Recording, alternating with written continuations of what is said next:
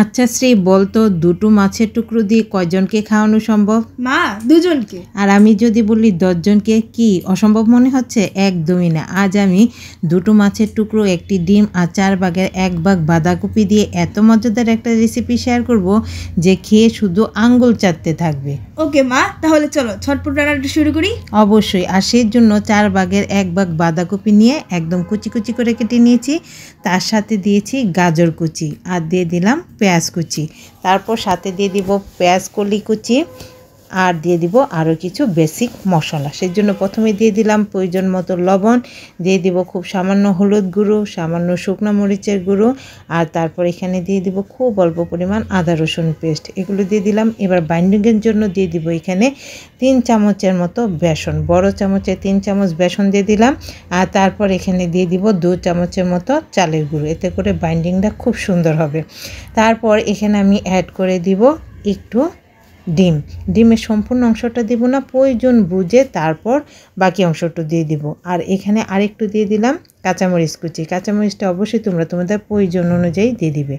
তো কাঁচামরিচ কুচিটা দিয়ে এবার সব কিছু হাতের সাহায্যে খুব ভালো করে মিশিয়ে নেব।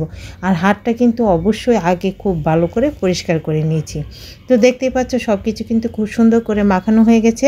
এবার সরাসরি চলে যাব চুলায় বসিয়ে দিলাম একটি প্যান, আর তাতে তেল গরম করে নিলাম। তেলটা এমনভাবে দিলাম যেন পরবর্তী রান্নাটা ওই তেলে হয়ে যায়। তো তারপর দেখতেই পাচ্ছ এক এক করে বড়াগুলো দিয়ে দিলাম। দিয়ে এবার এগুলো লাল লাল করে ভেজে নিব।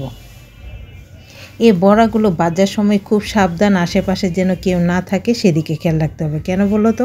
কারণ বড়াগুলো খেতে এত টেস্টি হয় যে এগুলো শুধু শুধু খেয়ে নেবে, তাহলে তোমরা কীভাবে কারি তৈরি করবে?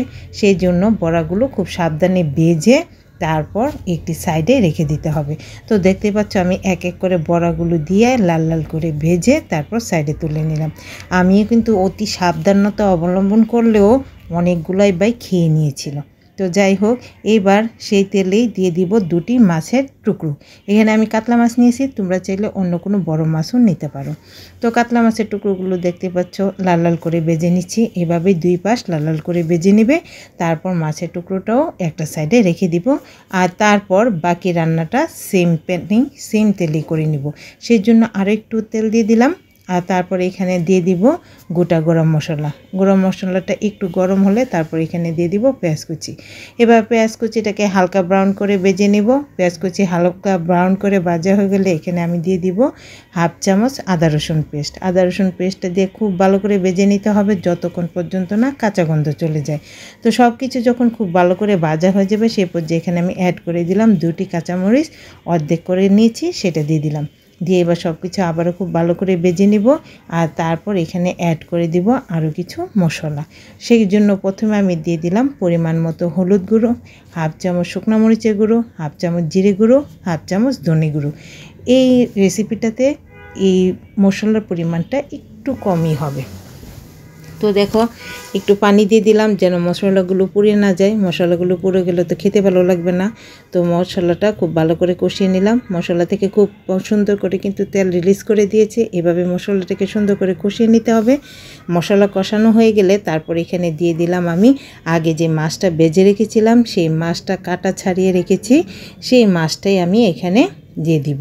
এভাবে দেওয়ার কারণে কিন্তু 2টো টুকরো মাছ 10 জনকে খাওয়াতে পারবে। তো দেখো মাছটা দিয়ে আবারও মশলাটা খুব ভালো করে কষিয়ে নিয়েছি। আর তারপর এখানে আমি দিয়ে দিয়েছি বড়ে 1 চামচ টমেটো সস। তোমরা চাইলে টমেটো পেস্টও দিতে পারো, তবে টমেটো সসটা দিলে কিন্তু খেতে বেশি ভালো লাগে। টমেটো সসটা দিয়ে আবারও একটু পানি দিয়ে দিলাম। দিয়ে আবারও সব কিছু খুব ভালো করে কষিয়ে নিব। বাস, তাহলেই কিন্তু রেডি হয়ে যাবে মশলা কষানো। আর তারপর এখানে অ্যাড করে দিব ঝোলের জন্য পরিমাণ মতো পানি। যে কোনো বড়া বা পাকোড়া রেসিপিতে কিন্তু ঝোলের জন্য পানি একটু বেশি পরিমাণে দিতে হয়, কারণ বড়া বা পাকোড়া খুব বেশি করে ঝোল টেনে নেয়। সেই জন্য আমিও দেখো একটু বেশি পরিমাণে পানি দিয়ে দিলাম। দিয়ে এবার ঝোলটাকে খুব ভালো করে ফুটিয়ে নিব। আগে ঝোলটাকে বেশি ভালো করে ফুটিয়ে নিব। আর তারপর এখানে দেখো দিয়ে দিলাম প্রয়োজন মতো লবণটা দিয়ে আবারও সব কিছু খুব ভালো করে ফুটিয়ে নিব। আর সব কিছু খুব ভালো করে ফুটা ফোটানো হয়ে গেলে তারপর এখানে আমি দিয়ে দিব আগে থেকে ভেজে রাখা বাঁধাকপির পাকোড়াগুলো দিয়ে দিলাম, দিয়ে খুব ভালো করে ফুটিয়ে নিব। আর এখানে আমি আরও একটা জিনিস অ্যাড করে দিব, যার কারণে স্বাদটা আরও বেড়ে দ্বিগুণ হয়ে যাবে। আর সেটা হচ্ছে বাদাম কুচি। কাজু বাদাম আগেই কুচি করে নিয়েছিলাম, সেটা দিয়ে দিলাম। সরি, কুচি না, একটু থেতু করে নিয়েছি বলা চলে, সেটা দিয়ে দিলাম। দিয়ে তারপর আবার একটু ভালো করে ফুটিয়ে নিব। তারপর উপর থেকে ছড়িয়ে দিব কিছু পেঁয়াজ পাতা কুচি। উফ, এতটা অসাধারণ হয় না!